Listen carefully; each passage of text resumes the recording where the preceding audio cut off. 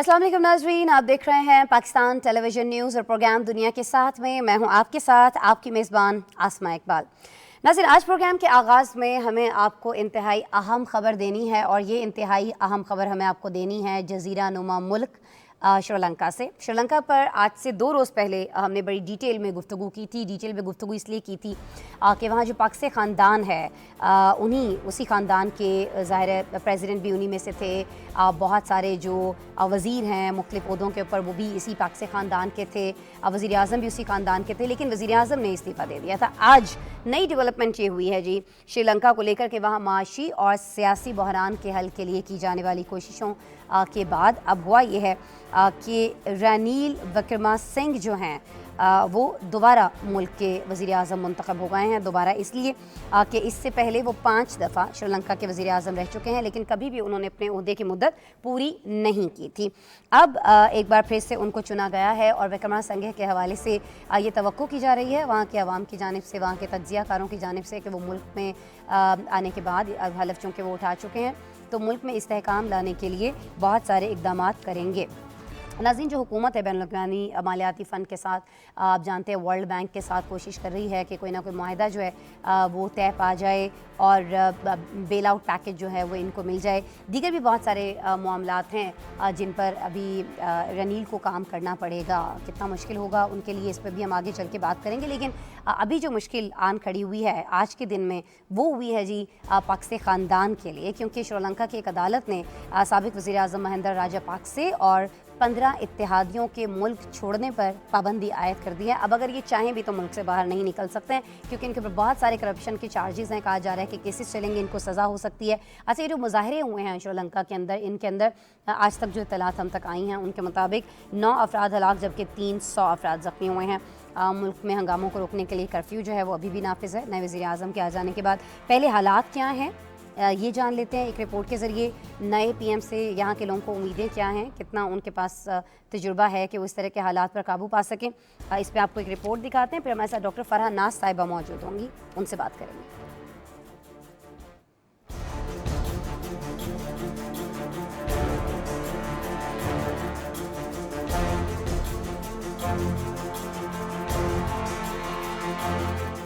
सियासी और मौशी बहरान में घिरे जजीरा नुमा मुल्क श्रीलंका में इस्तेहकाम लाने की कोशिश में रानिल विक्रमसिंघे को दोबारा वज़ीर आज़म लगा दिया गया है।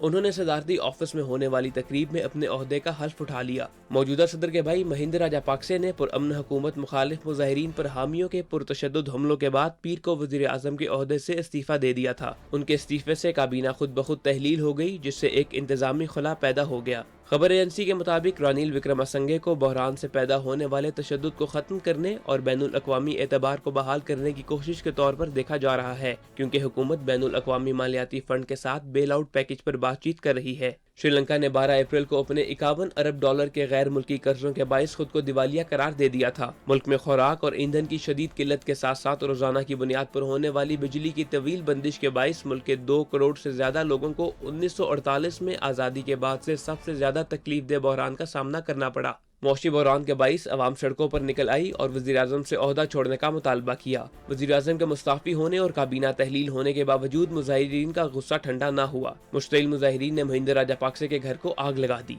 पुरतशद्दुद मुजाहिरों में 9 अफराद हलाक जबकि 300 से ज़ायद ज़ख्मी हुए। मुल्क में कर्फ्यू नाफिज कर दिया गया।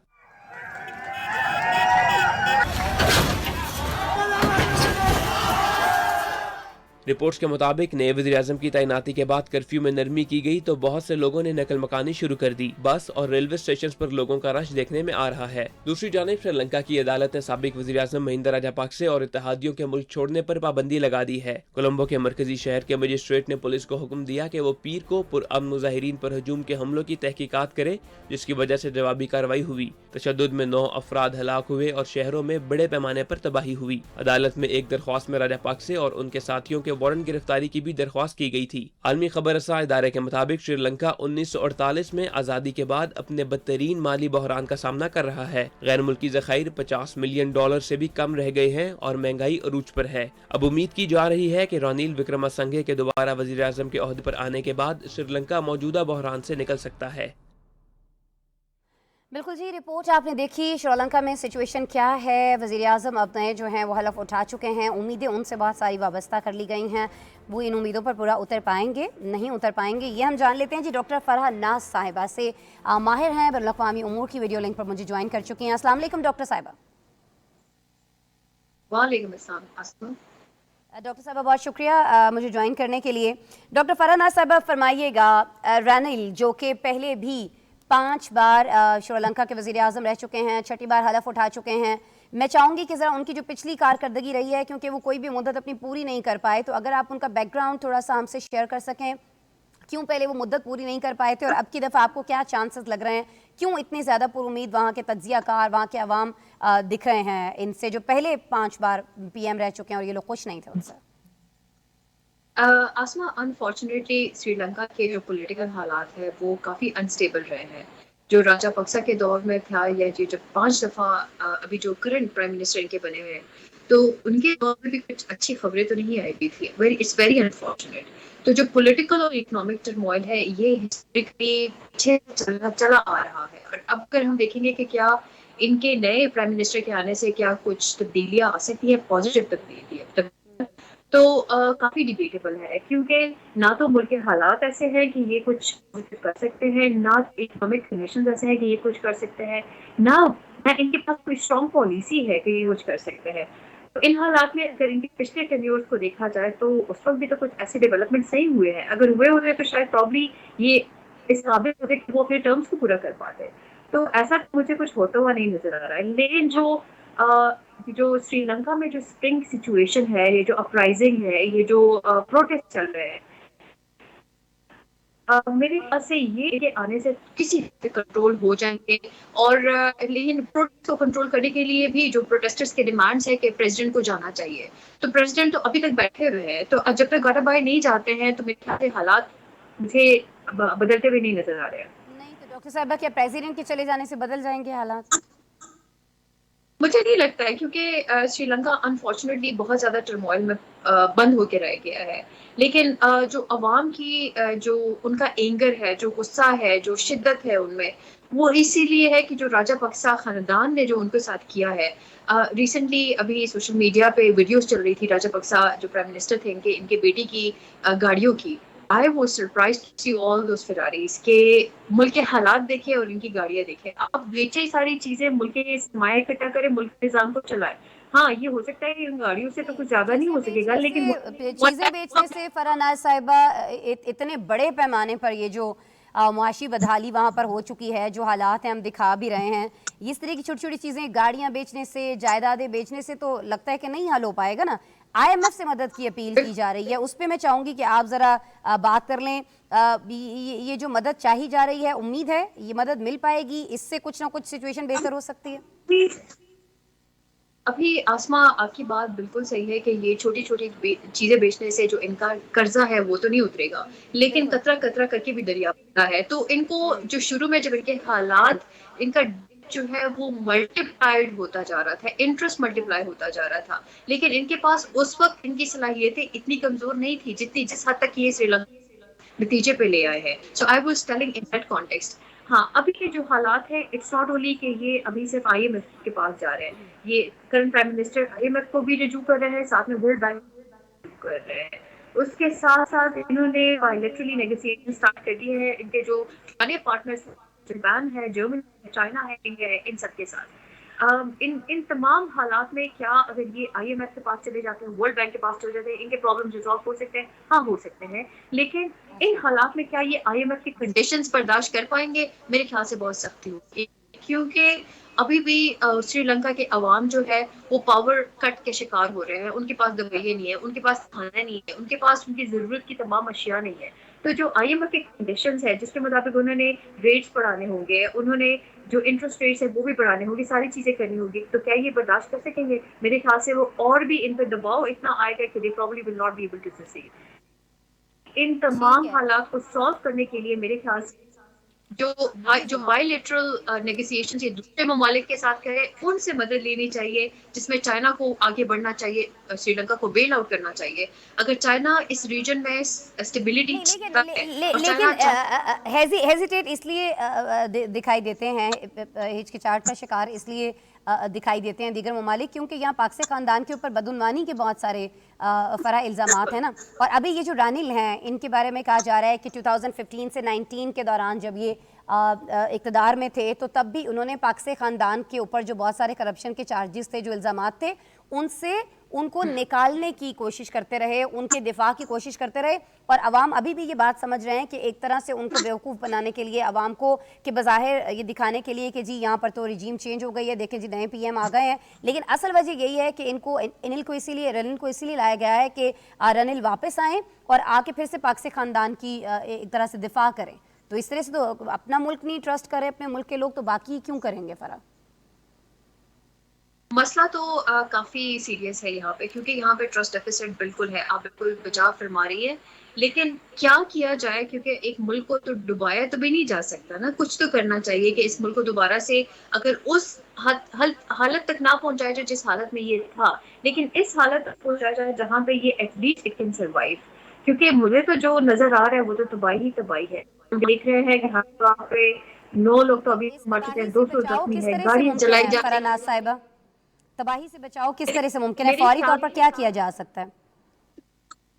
मेरे से इस वक्त तमाम राइवलरीज असाइड करिए, जो पावरफुल कंट्रीज हैं in the region have to come forward, और उसमें I am very clearly pointing out China को आगे बढ़ना चाहिए, श्रीलंका को बेल आउट करना चाहिए, क्योंकि ये सिर्फ श्रीलंका के दिफा के लिए नहीं है, ये चाइना की एग्जिस्टेंस इन द रीजन के लिए भी है, क्योंकि इसका डायरेक्ट असर पड़ रहा है चाइना के जितने भी प्रोजेक्ट्स हैं इस इलाके में।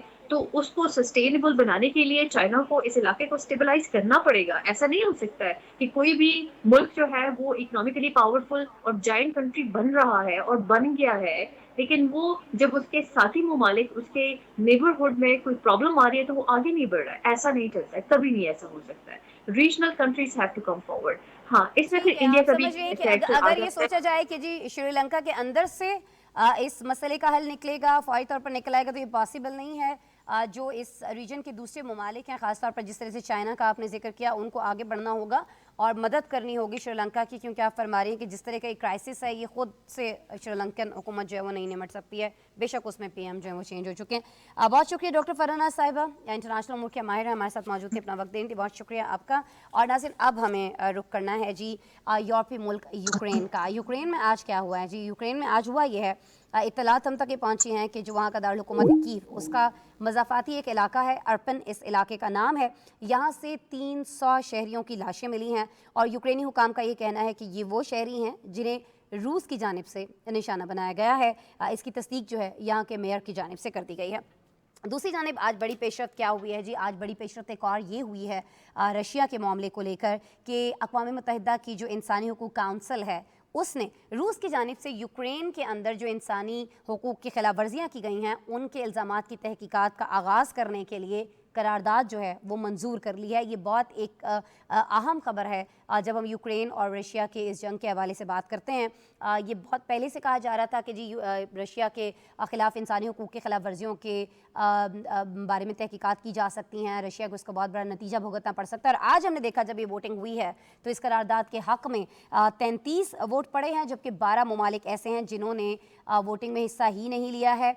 2 अराकीन की जानिब से इसकी मुखालिफत की गई है। अब ये करारदाद जिसके बारे में कह रही हूँ मैं कह रही हूँ कि ये बहुत अहम है, ख़ास तौर पर रशिया के लिए एक अलार्मिंग अगर इसको कहा जाए न्यूज़ है। तो ऐसा क्यों है? क्या इसमें ख़तरनाक हो सकता है रशिया के लिए अगर इस करारदाद के तहत तहकीकात शुरू हो जाती हैं और फिर साबित भी हो जाता है कि रशिया ने ही किया है? और वो कौन कौन से ममालिक हैं जी 33 जिन्होंने इस वोट के हक़ में बात की है? कौन से ऐसे वो 2 ममालिक हैं जिन्होंने इसकी मुखालिफत की है? ये सारी चीज़ें, ये सारी डिटेल और फिर ये जो कीव के मसाफ़ाती इलाके अर्पन में हुआ है, ये आज हमने एक रिपोर्ट के अंदर समोई है, आपको दिखाते हैं।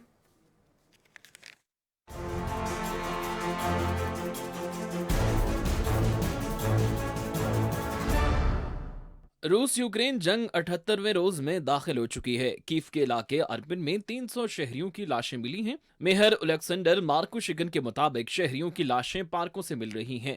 कीव के शुमाल में अर्पिन और कई मुजाफाती इलाकों पर मॉस्को फोर्सेज ने कब्जा कर लिया था। उधर खारकीव के शुमाल मशरकी इलाके में रूसी गोला से एक शख्स हलाक और 3 जख्मी हुए हैं।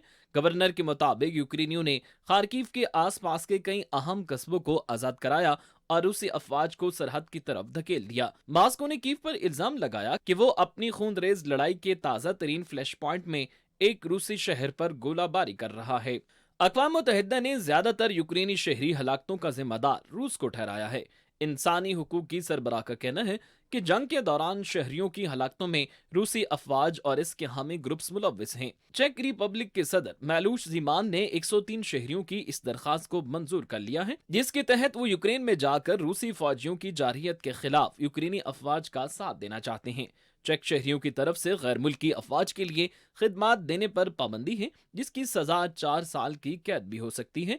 उधर यूरोपीय कमीशन ने यूक्रेन को बहर अस्वद की बंदरगाहों की रूसी नाकाबंदी के इर्द गिर्द हासिल करने के लिए रेल, सड़क और दरिया के जरिए अपनी गंदम और दीगर अनाज बरामद करने में मदद करने की तजवीज पेश की है। कमीशन के मुताबिक इस मंसूबे का मकसद मुतबादिल रास्ते कायम करना और सरहदों के दरमियान बढ़ते दबाव को कम करना है, जिससे जंग ज़दा मुल्क में इंसानी इमदाद और दीगर सामान पहुंचाने में भी सहूलत हो।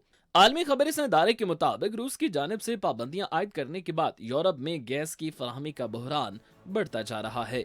रूस की सरकारी मलकीती तवानाई कंपनी गैज़प्रोम और यूक्रेन की यूरोपीय ज़ेली कंपनियों पर पाबंदियां आयद किए जाने के बाद यूरोप पर मुतबादिल गैस की फराहमी को महफूज बनाने के लिए दबाव बढ़ गया है, जिससे कीमतों में इजाफा हुआ है।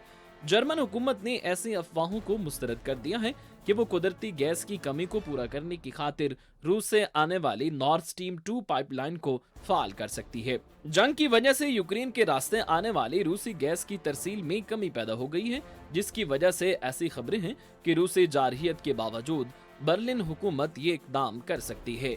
तवानाई की वजारत ने वाज़ेह किया है कि यूक्रेन पर रूसी हमले के बाद नॉर्थ स्ट्रीम 2 पाइपलाइन अपनी मौत आप मर गई थी। रिपोर्ट्स के मुताबिक यूरोपीय यूनियन और मॉस्को के दरमियान कशीदगी बढ़ती जा रही है। टोक्यो में यूरोपीय कौंसिल के सरबराह ने वफ्द के हमरा जापान के वज़ीर-ए-आज़म से मुलाकात की। यूरोपीय कमीशन के सरबराह ने जापान के साथ यूरोपीय यूनियन के ताल्लुकात को गरां कदर करार दिया। उन्होंने कहा कि रूस इस वक्त यूक्रेन के खिलाफ वहशियाना जंग के सबब आलमी निज़ाम के लिए सबसे बड़ा बराह रास्त खतरा बन चुका है। रूस ने जापानी वज़ीर-ए-आज़म समेत दीगर कई अफराद के मुल्क में दाखिले पर पाबंदी आयद कर दी है। उधर फिनलैंड के सदर और वज़ीर-ए-आज़म ने वाज़ेह कर दिया है कि वो मगरबी दिफाई इत्तेहाद नेटो में जल्द अज जल्द शमूलियत के हक में हैं। नेटो का रुकन मुमालिक बनने की खातिर फौरी तौर पर दरखास्त जमा कराने की हिमायत कर दी। रूस ने खबरदार किया है कि फिनलैंड की नेटो में शमूलियत उसके लिए खतरे से खाली नहीं। मॉस्को हुकूमत के मुताबिक नेटो में तोसी से यूरोप या ये दुनिया मुस्तहकम नहीं हो सकती। रिपोर्ट आपने देखी। अब हम रुख करने जा रहे हैं एक ऐसी जगह का जहां का जिक्र जब भी हम आपसे करते हैं हम आपको वहां कोई ना कोई नए मसाइल तजुर्बे के हवाले से बता रहे होते हैं, लेकिन आज ऐसा बिल्कुल नहीं है। पहले तो मैं बता दूं कि मैं बात कर रही हूँ शिमाली कोरिया की, जिसके बारे में आप जानते हैं कि जो उनके रहनुमा है किम जोंग उन, अब वो हमेशा ही बड़े एग्रेसिव रहते हैं और बहुत सारी पाबंदियों के बावजूद कोई ना कोई नया मिसाइल का जो तजुर्बा है वो यहाँ पर होता रहता है। आए दिन इसी हवाले से खबरें आती हैं, लेकिन एक ऐसी खबर जो यहाँ से नहीं आ रही थी वो ये थी, चलें अच्छी बात थी कि नहीं आ रही थी, कि यहाँ पर कोरोना का कोई केस सामने आया है। ये खबर आज तक हमने नहीं सुनी कि किसी एक शख्स में भी शिमाली कोरिया ने ये इतराफ़ किया हो कि हमारे किसी शख्स के अंदर, हमारे किसी बंदे के अंदर, जी हमारे मुल्क के रिहायशी के अंदर कोरोना वायरस आया है। ये खबर कभी आई नहीं थी, आज ये खबर आ गई है। और ये खबर आई है जी प्यांगयांग से, जहाँ ओमिक्रॉन का जो नया वेरिएंट है, इनफैक्ट जो सब वेरिएंट है उसका पहला केस सामने आ गया है। बताया जा रहा है दुनिया से बिल्कुल ही अलग थलग मुल्क जो है, बड़ी हद तक चलें, बिल्कुल अगर नहीं भी कहना चाहिए तो बड़ी हद तक अलग थलग मुल्क जो है शिमाली कोरिया, उसने चूँकि आज तक इतराफ़ नहीं किया था, अब ये इतराफ़ कर लिया गया है, क्योंकि 2020 के आगाज़ में ही जब कोरोना वबा ने सर उठाना शुरू किया था उसने बहुत सख्त सरहदी पाबंदियाँ जो थी वो आयद कर दी थी और कहा यह जा रहा था क्योंकि हमारी सरहद पर बहुत सख्ती है इसलिए यहाँ पर ये केस नहीं रिपोर्ट हुआ। लेकिन बहुत सारा इंटरनेशनल मीडिया ये कहता दिखाई देता था कि शिमाली कोरिया में केसेस तो रिपोर्ट हो रहे हैं, लोग शायद मर भी रहे हैं, लेकिन शिमाली कोरिया बता नहीं रहा है, छुपा रहा है। लेकिन जी अब छुपाया नहीं जा रहा है, अब बताया जा रहा है। اور اب جب بتا دیا گیا ہے کہ پیانگ یانگ میں یہ کیس سامنے آ چکا ہے تو اب حکومت کیا اقدامات کرنے جا رہی ہے؟ سختیاں تو بہت بڑھا دی گئی ہیں، آگے کیا ہونے والا ہے شمالی کوریا میں، رپورٹ میں جانتے ہیں۔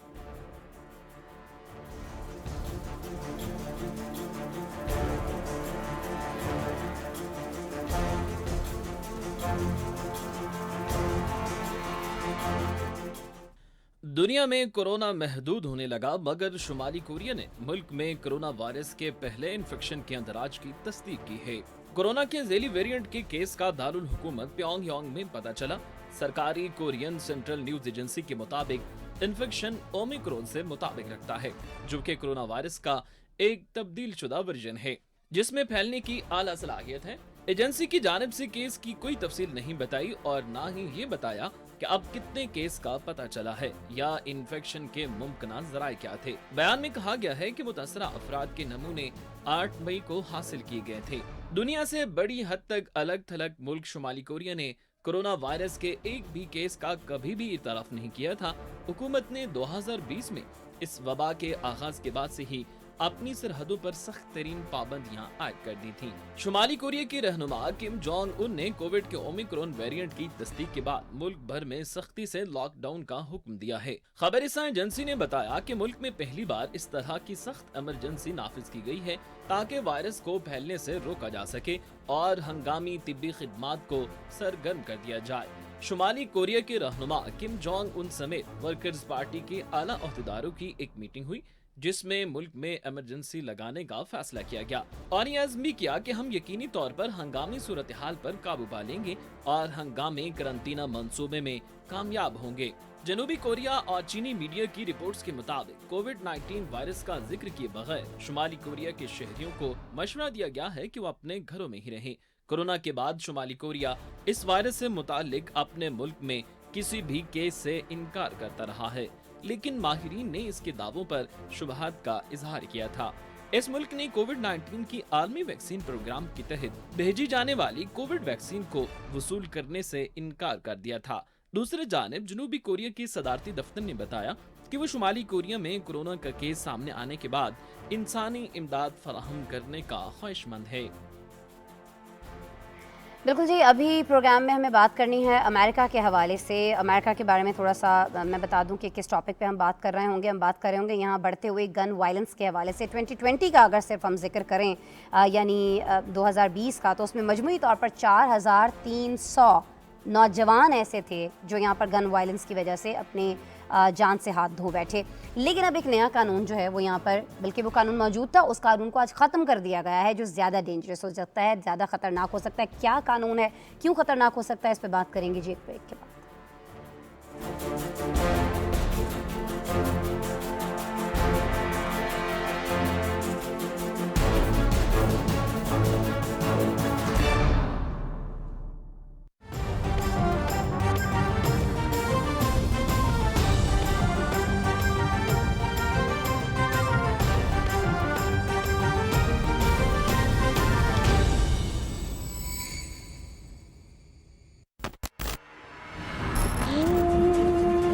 फैसला साज हम ही हैं। उन्हें हमारे हर हुक्म की ताबेदारी करनी ही होगी। उनके माजी से जुड़ा हुआ कोई राज हो शायद। मुझे उस शख्स का नाम मालूम हो गया है। आप महमूद अफंदी से जान छुड़ाने की कोशिश क्यों नहीं कर रहे? महमूद अफंदी को ओहदा नहीं दे रहे हम, बल्कि उन्हें चारे के तौर पर इस्तेमाल करेंगे। इस महल में हम ऐसा कुछ भी नहीं होने देंगे। हैरान हूँ कि ऐसे पेचीदा मंसूबे कैसे बना लेता है। अब्दुल हमीद जब तख्त नशीन हुआ तो उस वक्त अदालत ने ये फैसला सुनाया कि इन इदारों की तमाम रकम अदा कर दी जाए। दुश्मन हमें रोकने की हर मुमकिन कोशिश कर रहा है। हमें हर वक्त मुहतात और होशियार रहना होगा।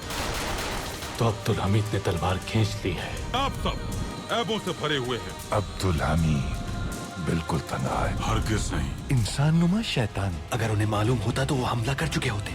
हम इस तख्त पर इख्तिदार के शौक में नहीं बैठे। ये हमारी तकदीर थी और हमने अपनी जिम्मेदारी पूरी कर दी। जो भी पहला शख्स इसे खोलेगा वो हम।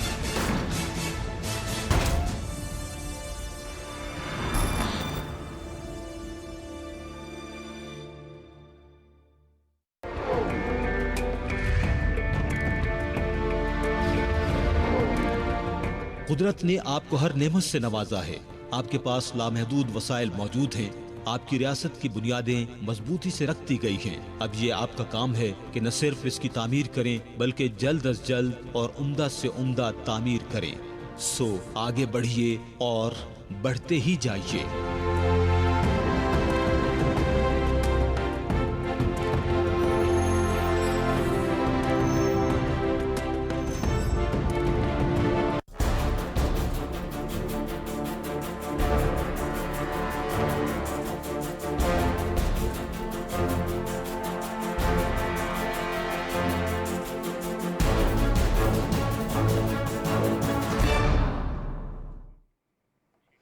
ویلکم بیک جی۔ اور جیسے کہ بریک پر جانے سے پہلے میں نے آپ کو بتایا تھا کہ امریکہ میں آتشی اسلحہ جو ہے اس کے استعمال سے تقریباً 4000 سے زائد جو نوجوان ہیں، جو کم عمر بچے ہیں، ان کی جان گئی تھی۔ صرف اگر 2020 کی ہم بات کریں، 2020 کی بات کریں، اس کے بعد یہ تعداد بہت زیادہ بڑھتی چلی گئی۔ زیادہ تر جو واقعات ہیں وہ اسکولوں کے اندر ہو رہے ہوتے ہیں۔ ان کی روک تھام پر بہت زیادہ بات کی جاتی ہے۔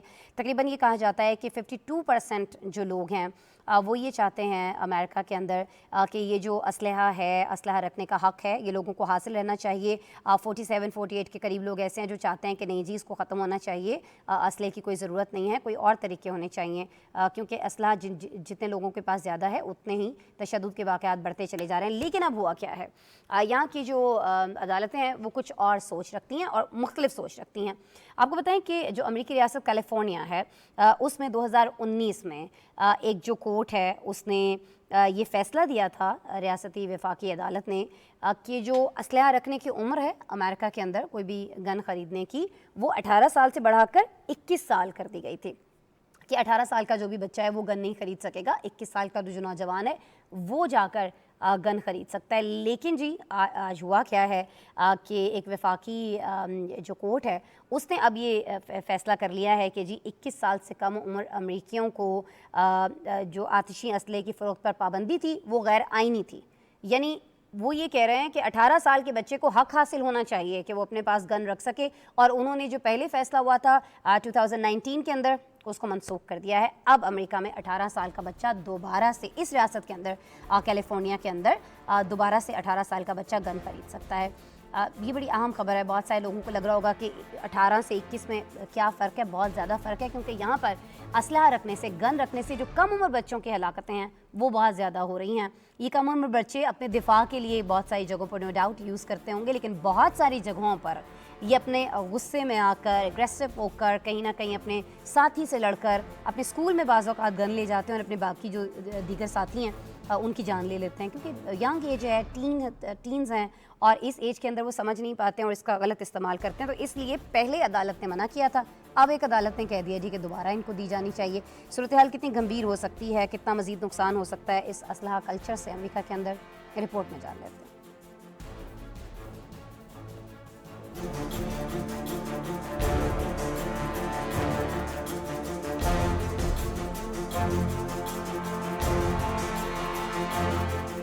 امریکی ریاست کیلیفورنیا کی وفاقی عدالت نے ریاست کی طرف سے خودکار آتشی اسلحہ خریدنے کی عمر 21 سال کی مقرر کردہ حد ختم کر دی۔ عدالتی فیصلے میں عمر کی حد کو امریکی آئین کی دوسری ترمیم کی خلاف ورزی قرار دیا، جو سب کو نجی بندوق کی ملکیت کے حق کی ضمانت دیتا ہے۔ 2019 میں ریاست کیلیفورنیا میں آتشی اسلحہ خریدنے کی عمر کی حد 18 سے بڑھا کر 21 کی گئی تھی، اور اب 100 صفحات پر مشتمل فیصلے میں امریکی جنگوں میں لڑنے والے کم عمر نوجوانوں کا حوالہ دیتے ہوئے عدالتی ججوں کا کہنا تھا کہ ان کی بہادری کے بغیر امریکہ آج قائم نہ ہوتا۔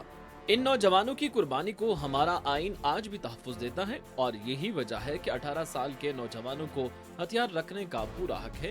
عدالتی فیصلے کے مطابق 21 سال سے کم عمر وہ نوجوان جو فوج یا قانون نافذ کرنے والے اداروں کے لیے کام نہیں کرتے، انہیں رائفلیں یا شارٹ گن خریدنے کے لیے شکار کا لائسنس بنانا پڑے گا۔ ایک جانب جہاں یہ پابندی اٹھائی جا رہی ہے، تو وہیں امریکہ میں بندوقوں سے ہونے والی اموات نے کار حادثات میں ہونے والی اموات کو بھی پیچھے چھوڑ دیا ہے۔ امریکی centre for disease control and prevention کے اعداد و شمار کے مطابق 2020 میں مجموعی طور پر 4300 سے زیادہ نوجوان اور نوعمر امریکی آتشی اسلحے سے نکلی گولیوں کا نشانہ بنے۔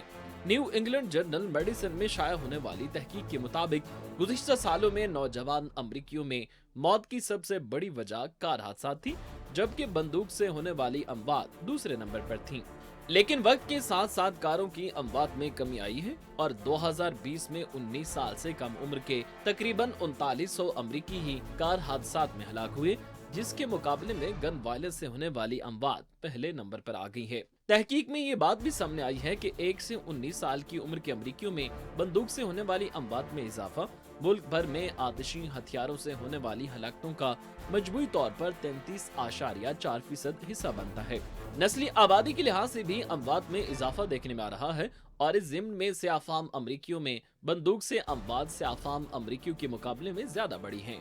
असले और इससे बढ़ती अमवात का मामला वक्त के साथ मजीद संगीन होता जा रहा है, लेकिन अमेरिका में असले की लॉबी इतनी मजबूत है कि अमेरिकी कांग्रेस अब तक हथियारों को महदूद करने से मुतालिक कोई कदम नहीं उठा सके। अमेरिकी सदर जो बाइडेन की इलेक्शन कैंपेन में गन वायलेंस रोकने के लिए मजबूत कवानीन बनाना इनके मैंडेट में शामिल रहा, लेकिन इक्तदार में आने के बाद इनकी तवज्जो भी दूसरे मसाइल की जानिब ज्यादा मरकूज रही। गुज़िश्ता साल अप्रैल में सदर बाइडेन ने शदीद दबाव के बाद गन वायलेंस रोकने के लिए इंतजामी इक़दामात का ऐलान भी किया, लेकिन अभी तक किसी भी बिल पर अमल दरामद नहीं कराया जा सका है और इस हवाले से कई अमरीकी कांग्रेस में सालों से मंजूर होने का इंतजार कर रहे हैं, जबकि बढ़ते गन वायलेंस की वजह से अमरीकी सदर की साख पर भी सवालात उठाए जा रहे हैं।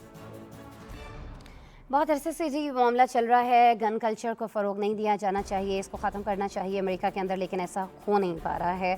अब बहुत सारे सदूर जो हैं इसका वादा करते चले आए हैं इसको ख़त्म करेंगे, लेकिन ऐसा कर नहीं पाए। बाइडेन भी अभी तक ऐसा करने में कामयाब नहीं हो रहे हैं। बहरहाल जी एक और जगह हमें आपको लेकर चलना है, ऑस्ट्रेलिया, जहाँ पर 21 मई को आम इंतखाबात होने जा रहे हैं और ये आम इंतखाबात इसलिए बहुत ज़्यादा ज़रूरी हैं क्योंकि इस वक्त दुनिया भर में जो सबसे ज़्यादा कहा जाए कि आलूदा तरीन मुल्क है फ़ीकस आबादी के लिहाज से, वो ऑस्ट्रेलिया है। और सबसे बड़ा जो चैलेंज इस वक्त दरपेश है माहौलियाती तब्दीलियों को लेकर, इसके असरात को लेकर, वो ऑस्ट्रेलिया ही को दरपेश है और इससे ऑस्ट्रेलिया को निमटना है। इसलिए ये इंतखाबात बहुत ज़्यादा अहम है। मंशूर भी जिन लोगों की जानिब से यहाँ पेश किया जा रहा है वो भी यही कहते दिखाई दे रहे हैं कि जी हम अपनी बिजली पैदा करने के लिए जो हमारा इन्हसार है कोयले पर, उसको आकर हुकूमत के अंदर कम करेंगे। लेकिन ये कहना क्यों पड़ रहा है ऑस्ट्रेलिया को? ये कहना इसलिए पड़ रहा है कि ऑस्ट्रेलिया जो है वो हयातियाती ईंधन का एक तो दुनिया के अंदर सबसे बड़ा एक्सपोर्टर है, फिर कोयले का वो बहुत ज़्यादा इस्तेमाल करता है जिससे माहौलियाती आलूदगी बहुत ज़्यादा बढ़ रही है। फिर कहा यह भी जाता है कि ऑस्ट्रेलिया 3.6% तक आलमी जहरीली गैसों का अखराज करता है, जो कि एक बहुत बड़ी अलार्मिंग सिचुएशन है मौसमियाती तब्दीलियों के लिए काम करने वाली जो इदारे हैं उनके लिए। और इसको लेकर ऑस्ट्रेलिया को बहुत ज़्यादा तनकीद का सामना बनाया जाता है। लेकिन ऑस्ट्रेलिया ने माहौलियाती तब्दीलियों पर असरात क्या छोड़े हैं, कितना इसका हिस्सा था, कितना इसका हिस्सा बढ़ चुका है, कितना मज़ीद बढ़ने का इम्कान है और इसका इलेक्शन से क्या लेना देना है, ये सारी चीज़ें समझते हैं जी इस रिपोर्ट से।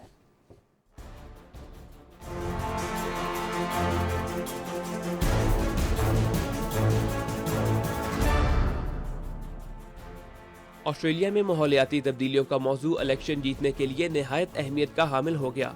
ऑस्ट्रेलिया में माहौलियाती तब्दीलियों से होने वाली तबाहकारियों में हर साल इजाफा होता जा रहा है, जिसकी वजह ऑस्ट्रेलवी हुकूमतों के इस मसले की जानिब गैर संजीदा रवैये को भी करार दिया जाता रहा है। और यही वजह है कि पिछले 10 सालों के दौरान 3 ऑस्ट्रेलवी वज़ीर आज़म की मौसमियाती पॉलिसियाँ उनकी नाकामी का बाइस बनी। ऑस्ट्रेलिया में इस वक्त क़दामत पसंद जमातों, लिबरल और नेशनल पार्टियों की इत्तेहादी हुकूमत कायम है। गुज़िश्ता 15 सालों में स्कॉट मॉरिसन वो पहले वज़ीर आज़म हैं जो 2007 में लिबरल जॉन हॉवर्ड के बाद अपनी आईनी मुद्दत मुकम्मल कर पाए हैं और एक बार फिर इलेक्शन लड़ने के लिए तैयार हैं। वज़ीर आज़म स्कॉट मॉरिसन के 3 साला दौरा इक़्तिदार की बात करें तो वो अल जज़ीरा की रिपोर्ट के मुताबिक महंगाई और दीगर मसाइल पर वाज़ेह पॉलिसी न होने पर हस्ब इख्तिलाफ के निशाने पर रहे हैं, लेकिन इस वक्त उनको सबसे ज्यादा अपनी मौसमियाती पॉलिसियों की वजह से तनकीद का निशाना बनाया जा रहा है। ऑस्ट्रेलिया उन ममालिक में शामिल है जो आज के दौर में भी अपनी बिजली के लिए ज्यादा इन्हिसार कोयले पर करता है, जबकि कोयला मुल्क की दूसरी बड़ी बरामदात में शामिल है और ये फीकस आबादी के तनासब से दुनिया का आलूदा तरीन मुल्क है। दुनिया में जहरीली गैसों के अखराज में 1% हिस्सा ऑस्ट्रेलिया का बनता है, जबकि ऑस्ट्रेलिया कोयले का दुनिया में दूसरा बड़ा सप्लायर है। तो उन सब जहरीली गैसों के अखराज को मिलाकर ऑस्ट्रेलिया आलमी ग्रीन हाउस गैसों के अखराज में 3.6% हिस्सा डालता है। यही वजह है कि इस मुल्क को मौसमियाती तब्दीलियों का भी सबसे ज्यादा सामना है। ऑस्ट्रेलिया को मौसमियाती तब्दीलियों की वजह से ज्यादा दर्जा हरारत, शदीद खुशहाली, जंगलात की आग की शिद्दत में इजाफे, सैलाब और ज्यादा शदीद मौसमी हालात का सामना है। बरतानवी नशरियाती इदारे के मुताबिक हालिया दहाइयों में ऑस्ट्रेलिया में गर्मी की लहरों में दीगर तमाम कुदरती आफात से ज्यादा लोग हलाक हुए हैं। सतह समंदर में इजाफे से सैलाब की शिद्दत में भी इजाफा होता जा रहा है, जिसकी वजह से साहिली इलाकों में रिहाइश और इंफ्रास्ट्रक्चर को खतरा लाहिक हो चुका है। फिजा में मौजूद इजाफी कार्बन समंदर में जज्ब होने से समंदर के पानी में तेजाबियत बढ़ रही है। जहाँ एक तरफ अवाम की बड़ी तादाद माहौलियाती तब्दीलियों के हवाले से मौसर इकदाम का मुतालबा कर रही है, तो वहीं मुल्क में बड़े पैमाने पर फैली कोयले की कानों के मालिकान और कारकुनान इसके खिलाफ हैं और वज़ीर आज़म स्कॉट मॉरिसन को इलेक्शन जीतने में इन कस्बों और इलाकों के अवाम बड़ा किरदार अदा कर सकते हैं।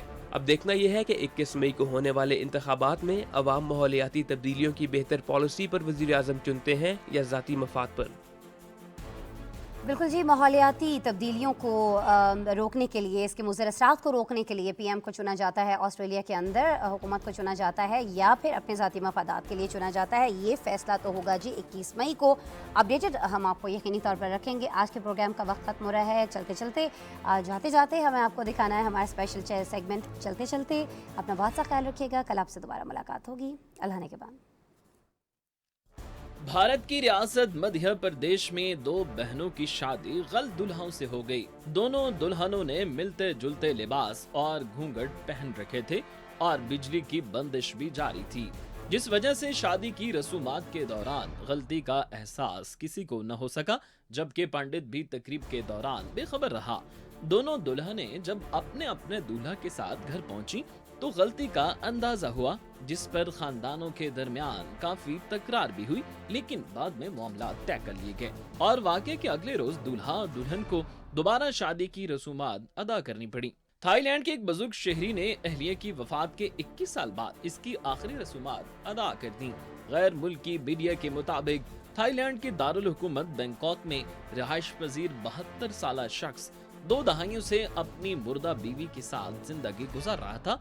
बुजुर्ग शहरी ने घर के एक छोटे से कमरे में बीवी का जनाजा एक बॉक्स में रखा हुआ था और सोशल मीडिया पर वायरल वीडियो में देखा जा सकता है कि वो अपनी मुर्दा अहलिया से ऐसे गुफ्तगू करता था जैसे वो जिंदा हो।